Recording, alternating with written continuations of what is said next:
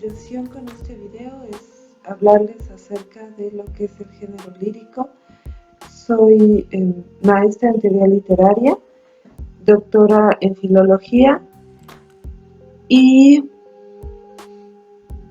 actualmente soy profesora de tiempo completo en la Universidad Autónoma Metropolitana Iztapalapa. Bueno, el género lírico toma su nombre de la epístola Ad Pisones de Horacio, quien dice: la musa concedió a la lira celebrar a los dioses. A través de estas palabras, Horacio hace referencia a la lira, que era el instrumento que acompañaba, cuya música acompañaba a la poesía lírica. Hay que comentar que es importante que durante la antigüedad y la Edad Media la música siempre estuvo acompañando a la poesía, y es hasta finales de la Edad Media y principios del Renacimiento que surge pues la poesía tal y como la conocemos nosotros en la actualidad, que ha sido completamente emancipada de la música, aunque bueno, cabe mencionar que en realidad la canción popular sigue siendo hasta nuestros días una manifestación de la poesía lírica, en la que la poesía sigue acompañada de la música. Entre los rasgos más sobresalientes, característicos de la poesía lírica, se encuentra la enunciación, que es distinta a la narrativa y al arte dramático. La lírica es uno de los grandes géneros, de los tres grandes géneros, junto con la narrativa y el teatro. Y hay que identificar que mientras el objeto tanto de la narrativa como del teatro es la historia, ¿no?, que se relata a través de un narrador en la narrativa, o bien que se representa a través de la actuación en el teatro, pues en la lírica no existe esta historia. Es decir, finalmente en el teatro y en la narrativa, la historia funciona como una distancia entre el emisor y el receptor, porque pues lo importante de la comunicación finalmente es la historia, mientras que en realidad en la lírica lo más importante de la comunicación pues son las emociones expresadas por el yo lírico, por el emisor. Por ello es que pues no existe, digamos, esta distancia que genera la historia entre el emisor y el receptor. Esto, por supuesto, tiene sus repercusiones en la comunicación, ya que finalmente en la lírica vamos a percibir la comunicación, la expresión del yo como más íntima, más cercana, como una conversación cercana hacia nosotros cuando la estamos leyendo. Esto, bueno, también está ligado al pacto lírico, que es un acuerdo existente, implícito, entre el escritor y el receptor en la lírica a lo largo de la tradición, que implica que nosotros como lectores, como receptores, creemos en la veracidad de las emociones que se expresan en el poema a partir del yo lírico. Entonces, Cuando leemos, por ejemplo, el poema Bajo la lluvia de Juana de Ibarburu, en donde se celebra la felicidad, la libertad que se siente a través de la lluvia, pues creemos realmente en la veracidad de las emociones, de la alegría que se está celebrando en este poema. Bajo la lluvia. Llueve, llueve, llueve, y voy senda adelante con el alma ligera y la cara radiante, sin sentir, sin soñar. De la misma forma, cuando leemos el poema Esa es tu pena de Olga Orozco, esa es tu pena, tiene forma de un cristal de nieve que no podría existir si no existiera, pues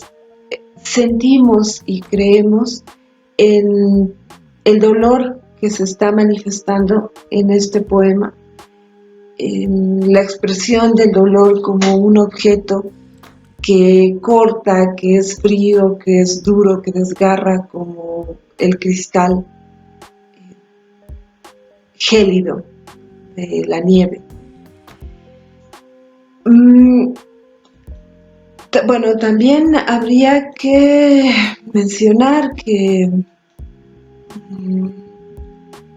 la lírica, por eso consideramos que es vivencial en el sentido de que el hecho de creer, ¿no?, por el pacto lírico, que las emociones que se están manifestando son verdaderas, nos da la posibilidad como receptores de empatizar con esas emociones, de creerlas, de sentirlas y de vivenciarlas, muchas veces incluso de hacernos recordar nuestras propias emociones. Cuando leemos el poema, por ejemplo, también de Rosario Castellanos, Nostalgia, ahora estoy de regreso, llevé lo que la ola para romperse lleva, sal, espuma y estruendo, y toqué con mis manos una criatura viva, el silencio,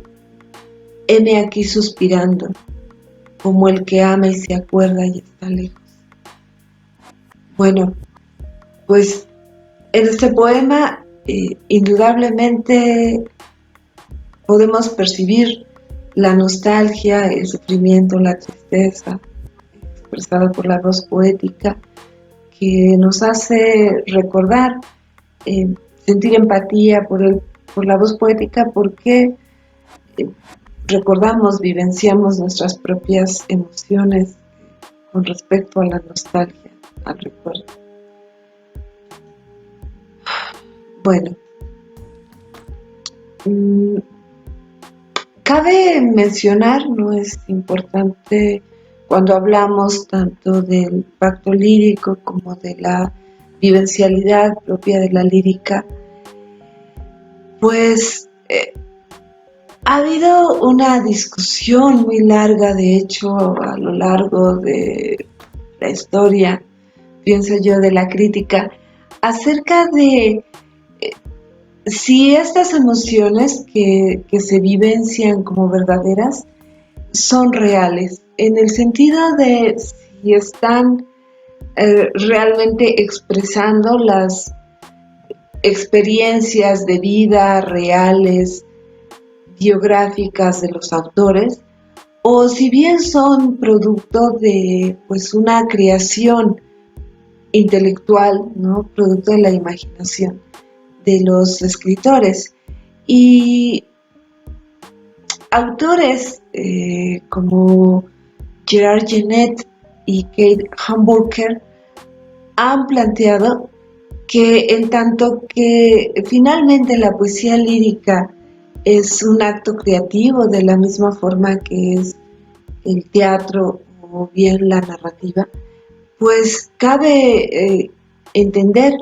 que las emociones que se expresan finalmente son ficcionales. De la misma forma que el yo lírico, la voz que se expresa, pues también es una voz que no tiene que ser forzosamente la representación real del autor, sino una categoría, un recurso creado por el autor para expresar la poesía. Y esta distancia también creada, ¿no? Este ente, digamos, funciona como funciona para generar una distancia entre el autor y la voz que se expresa,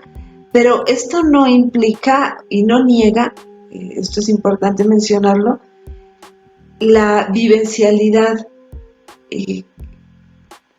del pacto lírico. Es decir, independientemente de que las emociones que se expresen en la poesía lírica sean producto de una creación intelectual del autor y que la propia voz que se está expresando, el yo lírico, sea una categoría, una herramienta, un recurso creado por el autor, independientemente de ello, las emociones que se expresan no dejan de sentirse como reales por el receptor. Y bueno, esto en realidad tiene que ver con la forma en la que entendemos, en la que concebimos la poesía y a través del tiempo, ¿no? Por eso, esta cuestión de la vivencialidad de la poesía lírica es tan real que nosotros cuando tomamos prestado, por decirlo así, un poema para manifestar nuestras propias emociones y en algún momento hacemos uso de ese recurso con otro interlocutor, ya sea, por ejemplo,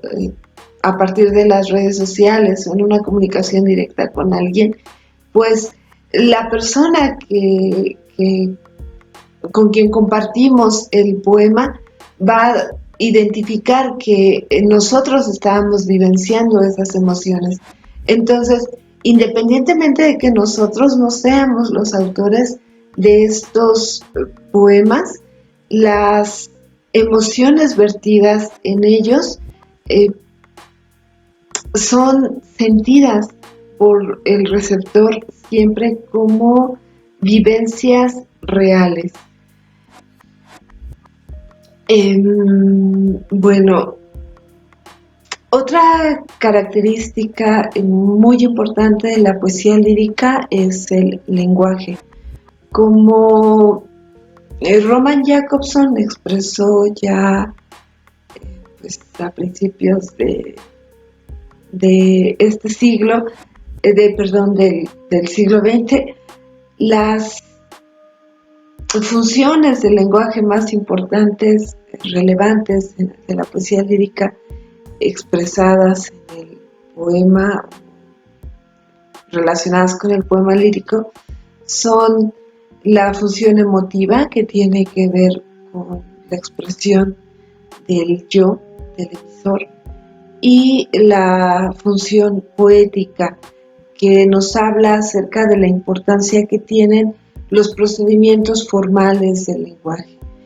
Y esto es porque en la poesía lírica se utilizan un conjunto de procedimientos formales, de figuras retóricas, de recursos métricos, de tropos, con la intención de hacer énfasis en un conjunto de emociones que se quieren expresar. Entonces, por ejemplo, en el poema El vampiro de Elvira Agostini vemos, ¿no?, el uso de la metáfora del corazón, que es una de las metáforas, digamos, clásicas más utilizadas a lo largo de toda la historia. En el regazo de la tarde triste yo invoqué tu dolor, sentirlo era sentirte el corazón. El corazón aquí finalmente pues es una metáfora de las emociones, de los sentimientos, de la parte, digamos, más sensible de una persona y particularmente pues representa además una parte muy emocional, vital, muy sensible. Entonces, a través del uso de esta metáfora, que de hecho también puede ser entendida como una sinécdoque, ¿no?, de la persona, pues se hace referencia a que el dolor en realidad es un dolor que es absolutamente vital, ¿no? En otro poema, en el poema de Alejandra Pizarnik, Caminos del Espejo, leemos, pero a ti quiero mirarte hasta que tu rostro se aleje de mi miedo, como un pájaro del borde filoso de la noche. Pero a ti quiero mirarte. La voz poética pues está hablando del espejo, ¿verdad? Quiero mirarte. Hace referencia a la imagen propia en el espejo. Finalmente entonces se hace referencia a ella misma, al reflejo de ella misma. A ti quiero mirarte hasta que tu rostro se aleje de mi miedo. Tu rostro, no otra vez el uso de la sinécdoque como la parte, representa la parte de la persona, la parte que además representa la identidad. Tu rostro se aleje de mi miedo. O sea, buscar que ese reflejo que es ella misma se aleje, se separe del miedo. Como un pájaro, que es un símbolo, ¿no?, de la libertad, del borde filoso de la noche. O sea, del borde filoso, de ese borde, de ese límite que corta y que representa la noche. Entonces, pues